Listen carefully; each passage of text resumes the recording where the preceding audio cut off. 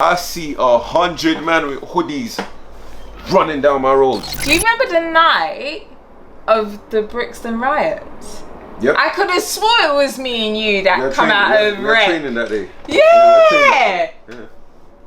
And like, I come out of rec that day, and I did not partake in such things. I went to my house as a good kid and went indoors after walking my friends. Some of my friends might have partaken in it, but not me though. Yeah, I remember when I got in, I wasn't allowed out. When Frank Johnson's ended. The next day I saw bare man wearing crepes and that from Frank Johnson's. Walking past, that destroyed their business still. That did destroy their business still. Like I wasn't gonna go rob Frank Johnson. That was my spot. Yeah, I wasn't involved, boy. I remember when I went in, my aunt didn't let me go back out. Pissed. That's why I couldn't take part. Yeah, do you know my auntie was like, "You're staying in." What was so funny that night is that I was so tired from basketball. Yeah. That I didn't end up home. I ended up at my friend's house and ended up sleeping there. Yeah. And my mum was going out of her mind, because remember these days, these weren't the days that we had mobiles like that. Yeah. These that were was 2001. Yeah, I remember that, because even I had to walk couple man who lived like in Balham and them ends out the end through. I had to walk them through my bits, because that's where Frank Johnson was, and they was kicking off and they were shook. I had to walk them all the way to Clapham North to catch train home. I walked all the way to Tulse Hill that night. Like I had to get them out of Brixton, because they were panicking. I was like, oh my god. I had to remember everyone was like 16, 15 and them times, innit? So I had to walk them all the way through. This is calm, man. This is the thing. When I was walking home, I was wondering why everybody was shook. It's nothing to me. I was spotting man them as they were stealing cars. That shit was funny. The last one in 2011, that one was even funnier, because I remember that day was Brixton Carnival. I wasn't there that time. It was Brixton Carnival, because I could just remember it was weird. Like it was like everything was jumping, it was lit. Then all of a sudden, it just went quiet. I just think to myself, rah, people are really gonna riot, because people was talking about it. Yeah, but it just literally it went from jumping, north, because it was kicking off in north. It was kicking off in north. So it just went from like everyone's in carnival, boom, boom, boom, Cold Harbour Lane, Ram. Then all of a sudden it just went like silent. I'm walking home. Went dead. I see 100 man with hoodies running down my road and baddies. I was like, oh, that's what's happening tonight. I was like, oh, interesting. And my brother got killed the day after, when it was kicking off down the east side. My brother Trevor, T-Boss boy, Trevor got killed. Like them days there, when the riots was kicking off, people who had beef was going after, because the police was everywhere in it, so they couldn't keep up, you know what I mean? So I remember that day, like the next day it was crazy, because imagine, like, he's hit us up, he's like, raw, is everyone coming like Junction? And I was like, nah man, so I ain't getting involved. I said everyone of these faces out there is gonna get nicked, so they ain't going nowhere, man. I know a couple girls who went jail, because they've run up into flipping curries and that barefaced. Like, everyone's gonna get nicked, man. Like, because at that time, that's when I moved to Kent. I was like, I was living in the civilized part of London those times. I was saying to everyone, I was like, right, you lot gonna go out there, the same bait clothes you was wearing all day, when you've been picked up on CCTV. Yeah, because I remember seeing it on the like, news. if you're gonna do badness, go home and get chained like the 100 man who was running past me. But like a couple girls I know got nicked for that, because they got excited. Yeah, they got excited and it was running up in curries. I was just there laughing, just thinking to myself. I stayed home watching television. Yeah, exactly. I'm not opportunist like that. Watching television, man. It's cool. If another one of them things happen now, I ain't coming out the house, man. Leave me alone. Exactly. We're too old for that. No, why? A lot of people are dumb. People are gonna go out here all with their mobile phones and everyone's cell site. The cell site. See, being a business analyst, I've worked for the Met Police. Yeah. Right. Oh, your boy them, yeah? You're a joker. I was working as a software business analyst. Did you rig up the system? And Scrum Master. And I used to have a friend that worked in the digital team. Yeah. And that's when I found out, like, if you've got a MacBook, yeah, those are the hardest devices to break into. Yeah. Can't break into a MacBook. Yeah. Even an iPhone. Yeah. Like the whole password thing. There's something with Apple in order so that you can't break into it. Yeah. But the thing is, because of the cell sites that are up, they know everything. Yeah, they know where you are. Yeah. They know everything. Yeah. Yeah. I was just like, so basically, we're in the Matrix. Yeah, basically.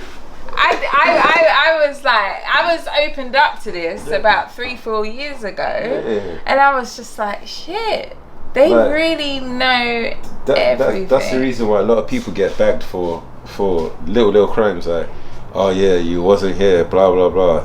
Yeah, you were. Your phone says you were here at this time. You get me? You can't say you was at home sleeping because your phone wasn't at home. Your phone wasn't. I'm like, raw. People was all running up in Frank Johnson and all of them places, no, in Curry's and all them shops in Brixton with their phones in their pockets. Sell side, Joe. Yeah. But you know, get the fuckery, yeah. You see, like, during them times, have you noticed, since then, Brixton has changed a lot. Yeah. I'll tell you what. Brixton happened to a lot of people. Completely gentrified. Alright, so let's say now, the riots happen. You got 3 kids, 2 of them go jails because of riots. Council, you live in a 4-bedroom house. There's only 2 of you. We're gonna have to move you to like Margate because there's a bigger family. Blah blah blah. These times, sometimes not a bigger family. It's just councils trying to sell them yards. Yeah. So what's happened over the past 10 years in Brixton? Example, my road growing up was 90% black. My road now is probably 30% or 20% black at max. The same with the road that I live on currently. So the whole thing has shifted. Yeah. You get me? Like, down the road from where you live used to be like the worst part of Brixton. Yeah, Loughborough, Mansfield. Yeah. Like, all used Fields to be. was the worst part of Brixton. Fields is like one of the nicest areas in Brixton now. Yeah. Yeah. Got all the new houses, everything. Like, people who live there wouldn't have a clue of what Fields used to be like. You see, like where the hill was, where it's now the little park and that. It's back in the day, completely different. No one was getting Fields. You get me? But like the whole area has totally changed. But a lot of it started during that period. Like, it was changing, but that period accelerated. After the riot, and they accelerated everything. They moved everybody out. Yeah. Sorry to say. Down to Croydon. Yeah, no, they're all like West Croydon, Heath, Fulton Heath, Norbury. Yeah. They've all moved out. Because when I first moved down these sides, down here it's quiet, innit, this part. But every time I go Heath, Norbury, I see bare old Brixton face.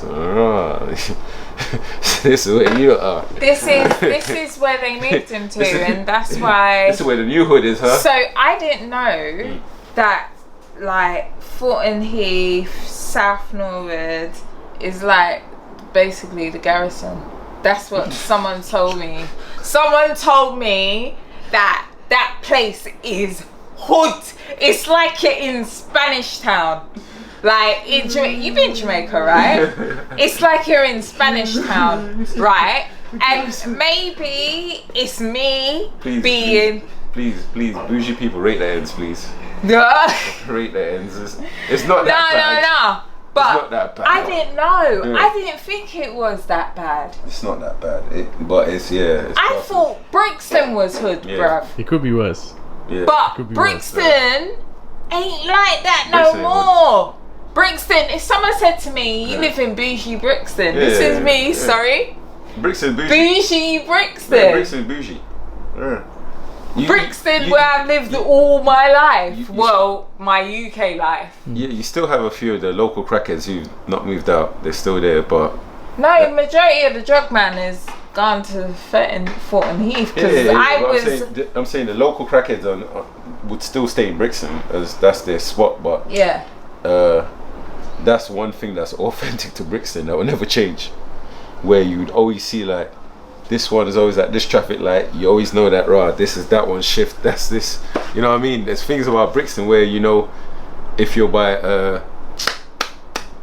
the back of Academy, there's the Ghana guy with the afro. He's always got the fresh Adidas tracksuits, like, but he's always at that light going up and down. Then there's the other man who just looks crazy, just going up and down like that. And that goes to the cars. Yeah. And now there's a woman now that's joined on that light. So it's like, they take shifts. But you see my man, the Ghana guy with the fresh tracksuits, he lives behind my family home. He lives on a nice road. Yeah. That's why when I see him there, I just thought to myself, you're hustling people. Hustling people hard. Because you're not dumb, you know what you're doing. He's probably calculated how much money he makes there a day compared to work.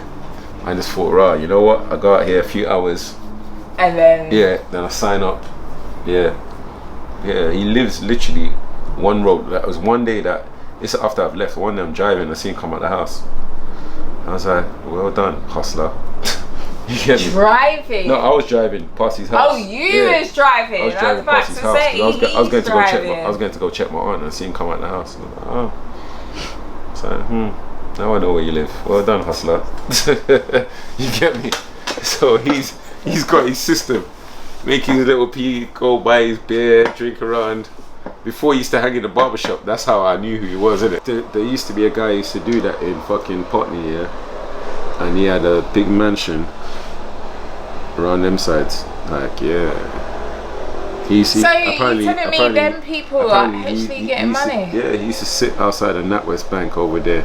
Then there was a thing in papers that said years ago, one time he got seen like getting up, gone, got into a range, drove off. Got a big house apparently. That's like, more fool the rest of us, man. Get in by any means, boy. Get in by any means. You get me? Then basically, if you found your spot and it works for you, do what you gotta do, innit? A hustle's a hustle.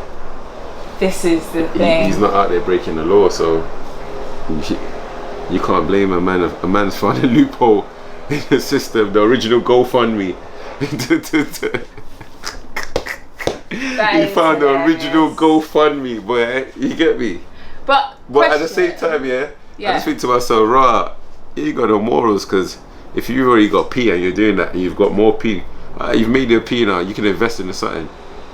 There could be another man who's really in need that could have been in that spot making money, but you've just tapped into his corner. Out here, when you lose everything, it's like people kind of leave you, but out there, when you lose everything, your community embraces you.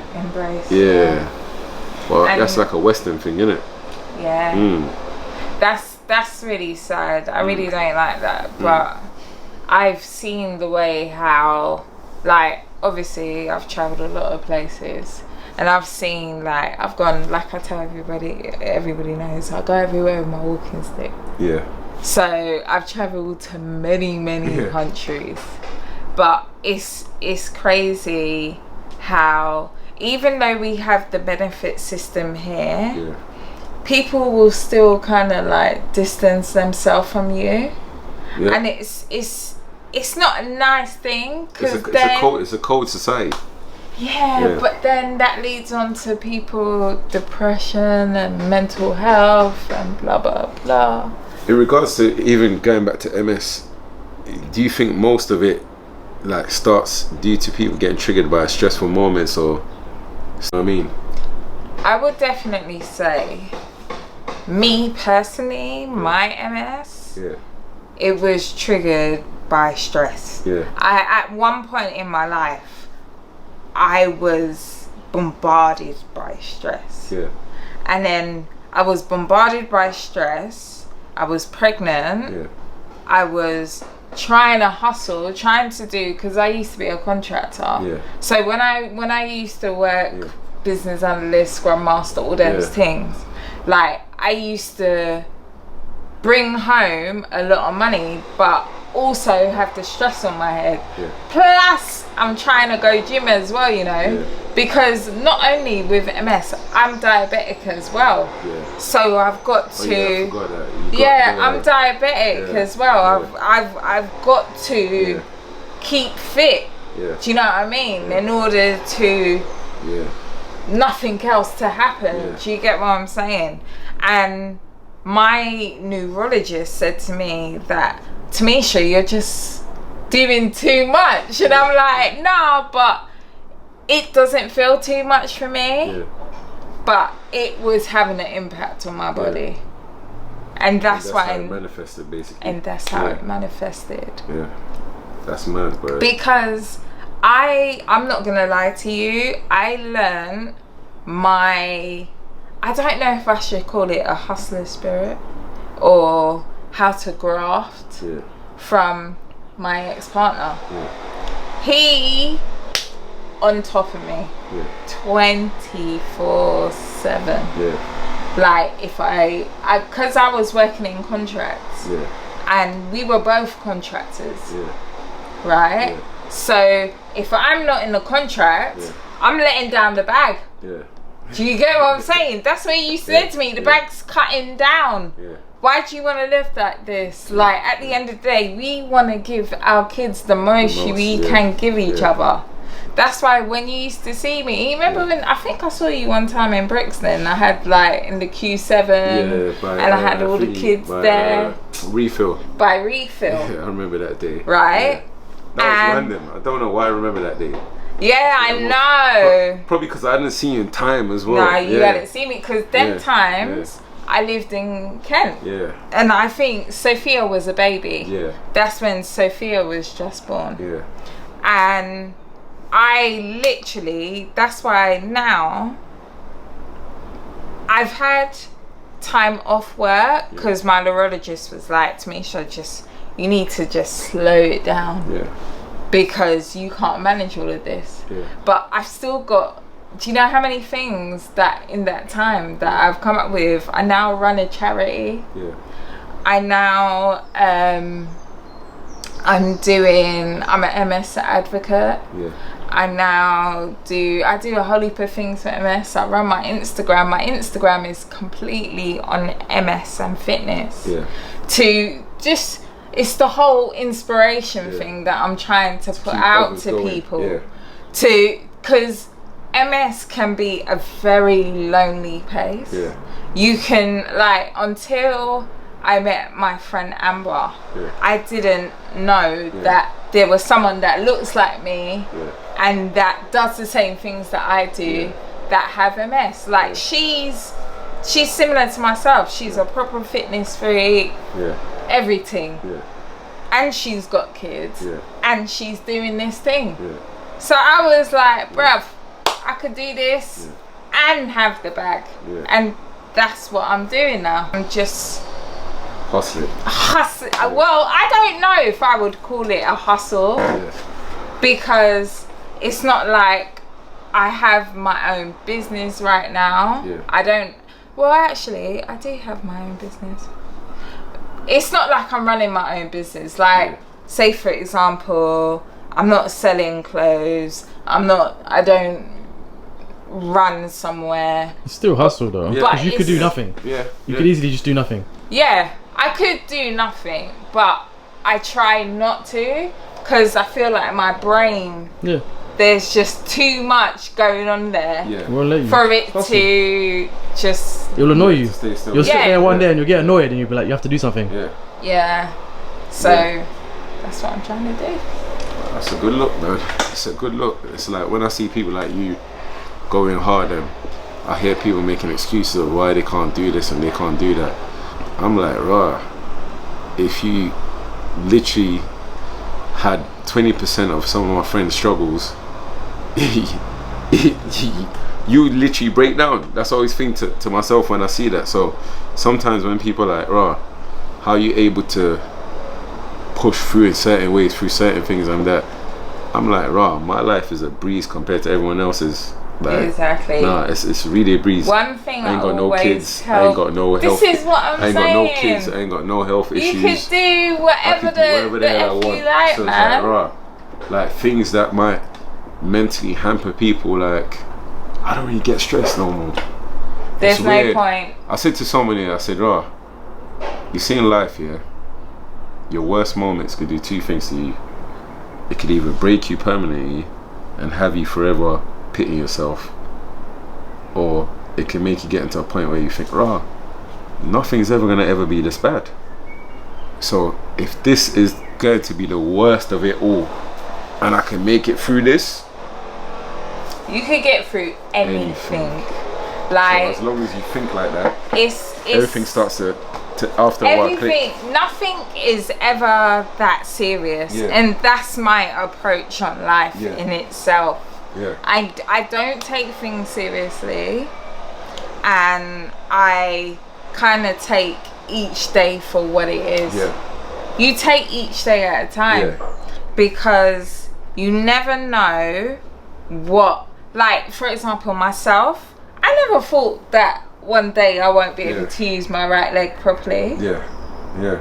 Like you of all people know me. Right? I've played basketball. I used to flipping spin my life away all the time.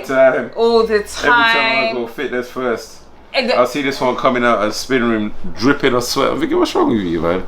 Every day spin. But what I find is that I've made things accommodate to me now. In order to make sure I don't turn into an auntie. And I don't look like an auntie. Because right now, hey, Oompa Loompas in fashion, man. No, not for me, man. I say that. It was Gabriel that said that, my ghostwriter. Anytime I say something wrong, it was Gabriel that ghostwrited for me.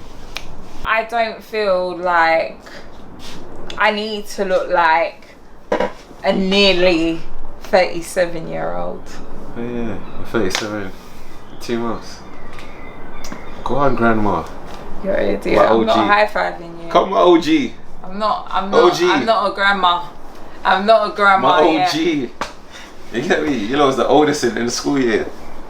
Yeah, because it's my birthday in September. No, those are young ones. Oh yeah, you're August. You're the last one. Very, very last batch. You get me? The greatest, the Leos, you know, the Lions. I don't even have to roar. You can just through that. Get me? It comes through the camera. Just roars through the camera. Me, Gabriel, Super Lions. The only way is Leo, man. Forget all these other star signs. If you're any other star sign, come over to Death Row Records. Come over to Death Row. You joke, who do you think you're Suge? Suge Knight. We Leos are recruiting. Trust me, we're taking them one at a time. Death Row Records. You know, we walking past Libra. I remember when he was dancing with a woman. August 17th, launching my app. It's gonna be online personal training, online meal plans. So like in the meal plans, you're gonna have a special feature, a dine out feature. So like if you're going out on a weekend now and you wanna go Nando's for instance, you could swap out your calories, like take out a snack, take out a lunch, boom, fill that in with the dine out feature and it'll calculate and rejig the system to show what you've used up on eating out. August 17th launching, pre-register in the bio on my website www.chiselifts.com. Thank you.